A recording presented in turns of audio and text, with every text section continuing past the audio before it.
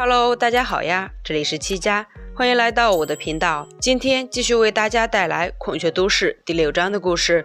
上一章我们说到，婆婆送给了在熙一个礼物，在熙也因此拿到了丈夫俊赫和家教老师出轨的证据。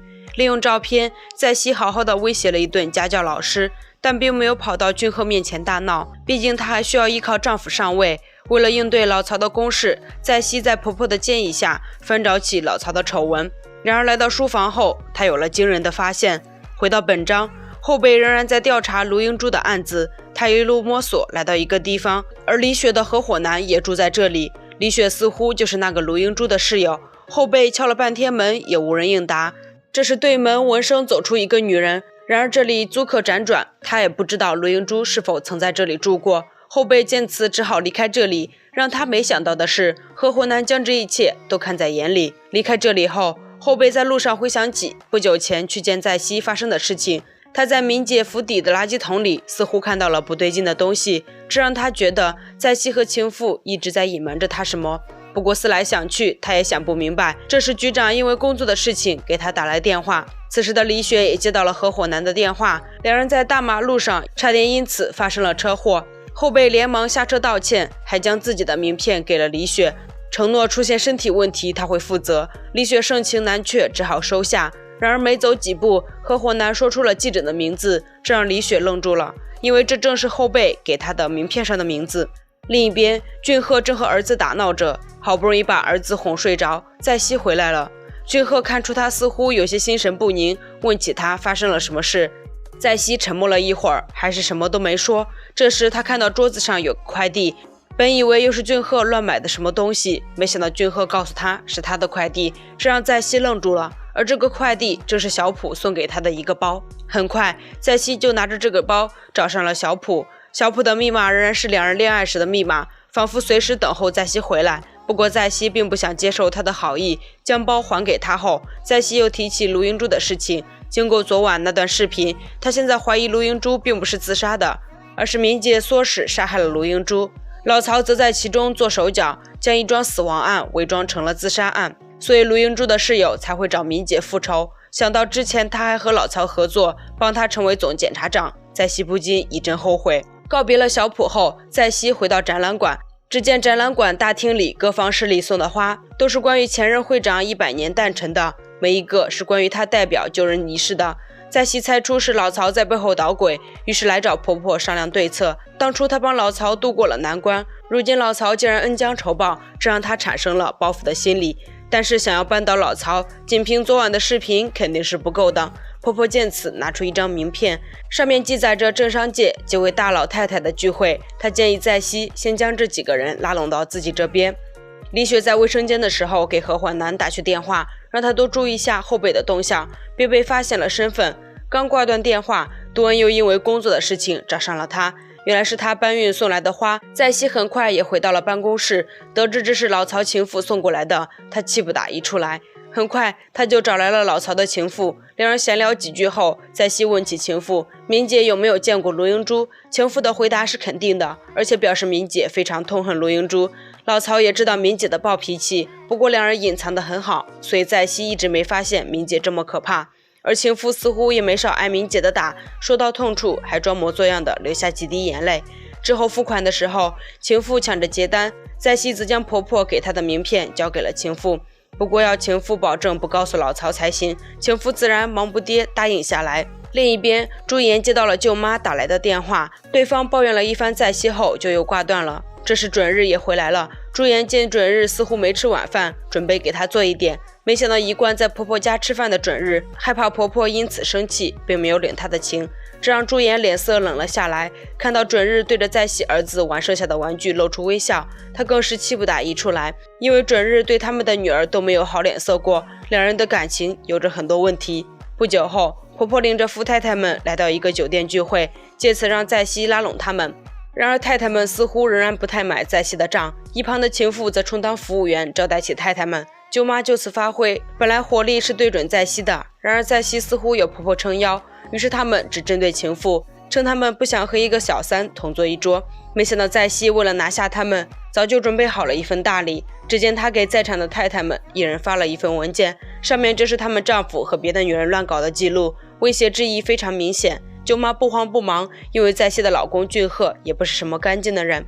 在熙则借题发挥，他告诉太太们，如果不想让自己的男人们继续在外面瞎搞，最好的选择就是和他合作。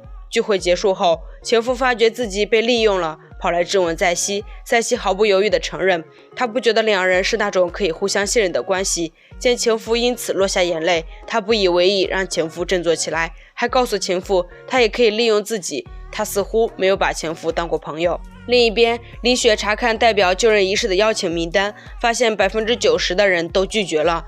于是问起杜恩，这些人不参加的理由是什么？杜恩也听说了一些小道消息，似乎是有人在抵制在熙成为新的代表，不过具体为什么抵制他也不清楚。李雪正若有所思时，接到了在熙的约见。趁着这个机会，李雪提出了自己心中的疑问，在熙则没有解释，拉着他上了车。很快两人来到一个大学的画室中，在熙借着自己曾被排挤的一段往事，暗示如今为什么反对他当代表。只是让他没想到的是，李雪竟然听懂了他打哑谜一样的讲述，这让他觉得似乎遇到了知音一样。准日在俊赫爸的店里准备衣服，俊赫带着儿子也来到了这里，气氛一开始还很融洽。没一会儿，俊赫爸突然支走了俊赫儿子，趁着就3人在场，数落起准日的父亲来，还借此指责准日的不是。俊赫都看不下去了。等俊赫爸带着自己儿子离开后，俊赫告诉准日，有时候也可以试着顶撞回去，就连他也经常看不惯自己父亲说的话。然而准日却告诉他，自己并没有感到俊赫爸说的不对，所以并没有回怼的想法，这让俊赫有点气愤。他之前觉得准日是个很酷的人，现在只感觉他像个行尸走肉。两兄弟不欢而散。此时准日老婆朱颜正在医院里查询自己的身体情况，他问起医生自己的生育功能，医生则告诉他非常健康，如果他想怀孕的话，多试几次就行了。朱颜似乎觉得有点难为情，正准备让医生闭嘴的时候，医生却告诉他，当年在熙也是几次人工受精都没怀上，正准备放弃的时候才怀上了现在的儿子，这让朱颜愣住了。俊赫爸带着自己孙子回到家后，结果看到了保姆手里提着一箱东西，一打听才知道朱颜似乎准备生个2胎。不知为何，俊赫爸听此脸色瞬间阴沉了下来。时间来到晚上，在熙恋恋不舍地和李雪进行告别，而俊赫正在他的办公室等待着他。多恩发现时间太晚，劝俊赫给在熙打个电话，俊赫却没有这个想法，打发了多恩下班。正巧李雪来到了这里，于是多恩让李雪再劝劝俊赫，李雪自然是答应了下来。很快他就来到了在熙的办公室，然而俊赫却消失了。原来监控室的保安见俊赫一人在代表的办公室，以为他是小偷，将他抓了起来。安保的负责人解除了这一误会，俊赫也没太在意。等他冲回办公室时，李雪却在盯着他的家庭照发呆。等他转过头后，才发现俊赫已经回来了。两人独处时，俊赫倒是一点都不尴尬。之后没聊几句，准备离开时，还将手搭在了他的肩膀上。李雪也没有拒绝这亲密的举动。之后他一路跟着俊赫，两人一前一后离开了展厅。就在这时，俊赫遇到了后辈，后辈是来找李雪的。上次差点撞到他，让他有点过意不去，于是想要请客补偿一下李雪。俊赫则拒绝了后辈一起吃饭的邀请，直接离开了这里。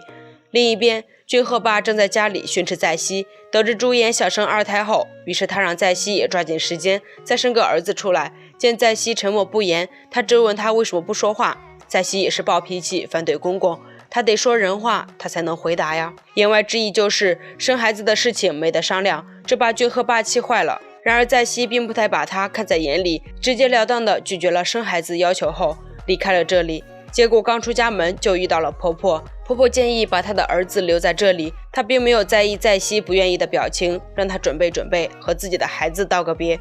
很快调整好情绪的在熙来见自己的儿子，寒暄了几句后他就离开了。在路上时，他回想起之前的事情，那天是他和俊赫的结婚纪念日。告别了俊赫后，他去找医生，然而那次人工受精仍然没有成功，医生也觉得没什么希望。那天晚上，在熙一直等着俊赫共进晚餐，最后什么都没等到。正准备离开时，接到了俊赫的电话，然而失望的他并没有接。回到现在，朱颜回想起白天医生说的话，他翻找起之前在熙和小普接吻的照片，非常怀疑在熙的儿子其实是小普的骨肉。而俊赫在家寻找指甲刀的时候，翻出来一个奇怪的戒指，他看着戒指上的字母，眉头紧锁，似乎有了惊人的发现。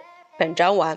在下一章中，在熙不知为何情绪崩溃，俊赫似乎也发现了在熙和小普的关系，而在熙儿子的父亲到底是谁呢？我们下章再揭晓吧。七家的解说就到这里了，关注七家不迷路，七家每天都会为大家带来最新的韩剧解说哦，动动小手给七家点个赞再走吧。我们下集再见喽，拜拜。